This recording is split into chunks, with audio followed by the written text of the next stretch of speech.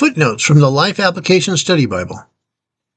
The man sitting at the table with Jesus envisioned the glory of God's kingdom, but he did not yet understand how to have a share in it. In Jesus' story, many people turned down the invitation to the banquet because the timing was inconvenient. We too may resist or delay responding to God's invitation, and our excuses may sound reasonable: work duties, family responsibilities, financial needs, and other reasons. Nevertheless, consider God's invitation as the most important event in your life, no matter how inconveniently it may be timed. Are you making excuses to avoid responding to God's call?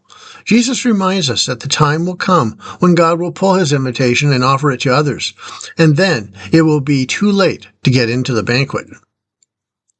The custom of this time was to send 2 invitations to a party, the first to announce the event and the second to tell the guests that everything was ready.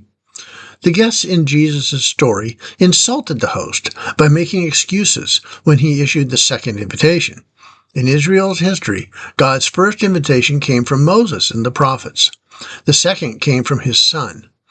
The religious leaders accepted the first invitation. They believed that God had called them to be his people, but they insulted God by refusing to accept his son.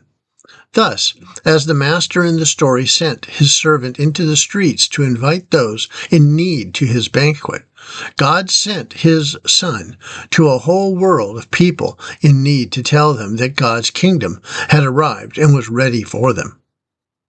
Throughout his ministry, Jesus spoke against seeking personal status and called his followers to the priorities of serving others and even suffering for his kingdom.